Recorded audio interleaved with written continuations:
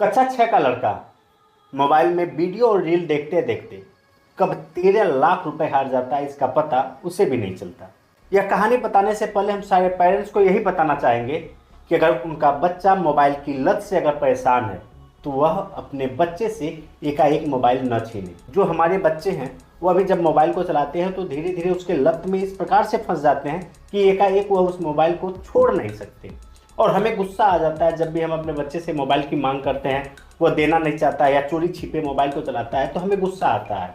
तो इसे हमें कंट्रोल करना है। एक पेरेंट्स होने की वजह से मैं बता रहा हूँ, कभी भी अपने बच्चे से एकाएक मोबाइल को न छीनें। आप कोशिश करें कि ज़्यादा से ज़्यादा बच्चों के साथ फिजिकल एक्टिविटी करना प्रारंभ कर दें, उनके साथ खेलें, उनके साथ ज़्यादा से ज़्यादा समय बिताएं। उनको जो बच्चा है उससे मोबाइल चलाने का बहुत कम वक्त मिल पाए और धीरे धीरे उस बच्चे को उस लत से निकालने का प्रयास करें। अगर आप ऐसा कर लेते हैं तो आप एक अच्छे पेरेंट्स के रूप में जाने जाएंगे। आज की जो ये सच्ची कहानी है, यह कहानी है उत्तर प्रदेश की राजधानी लखनऊ की। लखनऊ में एक तहसील पड़ता है मोहनलालगंज, और मोहनलालगंज में एक गांव पड़ता है धनवासार। ये उसी गांव की एक सच्ची घटना है। इस गांव में एक परिवार रहता था। परिवार में एक व्यक्ति था जिसका नाम था सुरेश यादव और उसकी पत्नी का नाम था बिमला यादव। एक उनका बड़ा लड़का था जिसकी उम्र थी लगभग 13 साल, उसका नाम यश बताया जाता है। और उसकी छोटी एक बच्ची थी जिसकी उम्र थी 8 साल, उसका नाम गुनगुन बताया जाता है। बात है 15 सितंबर 2025, दिन सोमवार। जो सुरेश यादव होते हैं उन्हें अपने घर में बच्चों की फीस भरनी होती है, घर में कुछ सामान लाने होते हैं, तो उन्हें कुछ पैसे की ज़रूरत पड़ती है। वो पैसे को लेने के लिए अपने बैंक में जाते हैं। बैंक में जब हो जाते हैं तो बैंक में एक निकासी फॉर्म भरा जाता है। वह निकासी फॉर्म में 20,000 रुपये अंकित करते हैं और वहाँ जाके बैंक कैशियर को दे देते हैं। लाइन बड़ी लंबी लगी हुई थी क्योंकि सोमवार का दिन था। सोमवार के दिन में अक्सर बैंकों में बहुत ज़्यादा भीड़ होती है और वह जाकर बैंक कैशियर को अपना वह निकासी फॉर्म दे देते हैं। बैंक कैशियर निकासी फॉर्म के द्वारा जब उनके बैंक अकाउंट को सर्च करता है तो उनके अकाउंट में 0 रुपये पाता है। और वह जब सुरेश यादव से बोलता है कि आपके अकाउंट में 1 भी रुपये नहीं है, तो सुरेश यादव उस बैंक कैशियर से लड़ जाते हैं कि मेरे अकाउंट में कैसे पैसे नहीं हो सकते, मेरे अकाउंट में तो बहुत सारे पैसे हैं। तो बैंक कैशियर उनको समझाता है, कहता है आप हमसे बात मत करिए, लाइन बहुत लंबी लगी हुई है, आप जाके यहाँ के बैंक मैनेजर से बात करिए। गार्ड आता है, गार्ड सुरेश यादव को बैंक मैनेजर के पास लेकर जाता है।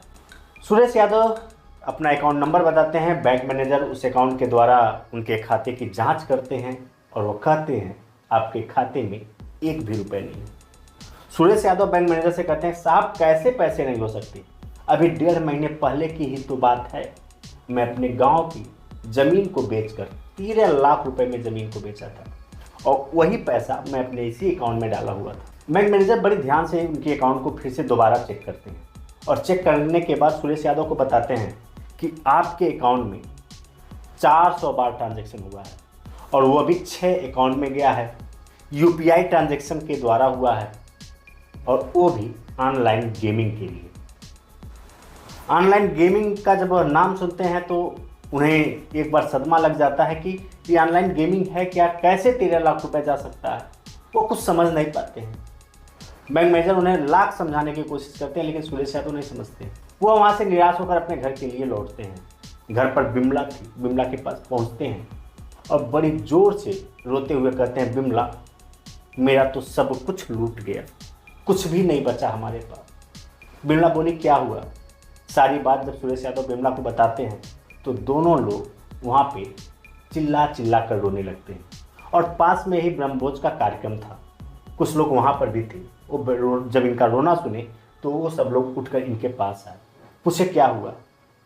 तब सुरेश यादव उनको, जो भी लोग थे उनको बताते हैं कि हमारा जो अकाउंट है, अकाउंट से ऑनलाइन गेमिंग के लिए यूपीआई ट्रांजैक्शन क्या होता है हमें नहीं पता, सारा पैसा निकाल लिया गया। लोग जब जाके यूपीआई को चेक करते हैं तो पाते हैं कि सारा पैसा गेमिंग में गया हुआ है। वो लोग भी बताते हैं। तब जाके बिमला को थोड़ा सा शक होता है। शक यह होता है कि जो उनका बेटा है यश, जिसकी उम्र है 13 साल, वह कक्षा 6 में पढ़ता है और वह बार बार मोबाइल किस लिए लेता था। वह जो यश है वह गांव में दूर कहीं किसी काम से गया हुआ था जो गांव के बच्चे हैं, बात इतनी जल्दी से फैल रही थी कि कानों कान यश तक यह बात पहुंच जाती है। यश चुपके से घर पर आता है और अपनी बहन गुनगुन को बोलता है कि मैं छत पर जा रहा हूं पढ़ने के लिए। गुनगुन 8 साल की बच्ची, उसे कुछ समझ में नहीं आता और यश ऊपर सीधे कमरे में चला जाता है। अब धीरे धीरे शाम हो रही थी। जो यश के माता पिता यानी सुरेश और बिमला हैं, ये दोनों गुनगुन से पूछते हैं कि तुमने कहीं यश को देखा है। गुनगुन बोलती है हाँ, भैया तो छत पर पढ़ने के लिए गए हैं। बिमला बोलती है गुनगुन तुम जाओ और भैया को लेकर नीचे आओ। गुनगुन जाती है, दरवाजे के सामने बहुत बार आवाज़ लगाती है लेकिन अंदर से कोई आवाज़ आता नहीं है। गुनगुन जब खिड़की से झांकती है तो वह देखकर इतना ज़ोर से चिल्लाती है कि बिमला और जो सुरेश हैं वह भी डर जाते हैं।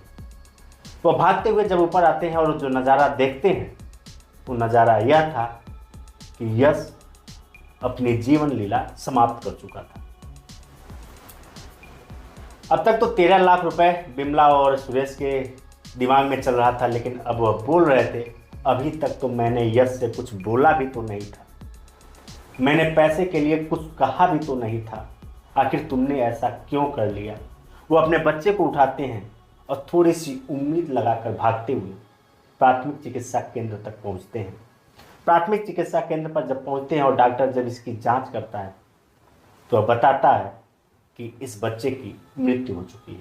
फिर बिमला और सुरेश अपने बच्चे को घर पर लाते हैं और पूरे गांव में हाहाकार मच जाता है। थोड़ी देर बाद पुलिस आ जाती है और पुलिस यश की बॉडी ले जाकर पोस्टमार्टम के लिए दे देती है। बिमला और सुरेश बस यही बात कह रहे थे कि हमने तो यश को कुछ कहा भी नहीं, पैसा गया तो चला गया था, मुझे कोई फर्क नहीं था, आखिर इतना बड़ा कदम यह बच्चा कैसे उठा लिया। ऑनलाइन गेमिंग का इतना बड़ा दुष्प्रभाव, इतना बड़ा उदाहरण और क्या हो सकता है। कुछ देर बाद लोग शांत होते हैं और बस एक ही मांग करते हैं कि ऑनलाइन गेमिंग को पूरी तरह से बंद किया जाए। यह बात सिर्फ सुरेश और बिमला की नहीं है, यह बात हर घर की है।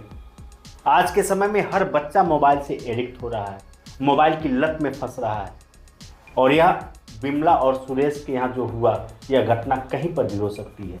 इसलिए इस कहानी का सुनाने का उद्देश्य मेरा सिर्फ यही है कि जितने भी पेरेंट्स इस वीडियो को देख रहे हैं वो कोशिश करें कि ज़्यादा से ज़्यादा बच्चों के साथ समय बिताएं, उन्हें मोबाइल से दूर रखें, मोबाइल की लत लगने न दें, बच्चों के सामने बहुत कम मोबाइल का प्रयोग करें। यही एक साधन है बच्चों को मोबाइल से दूर रखने का।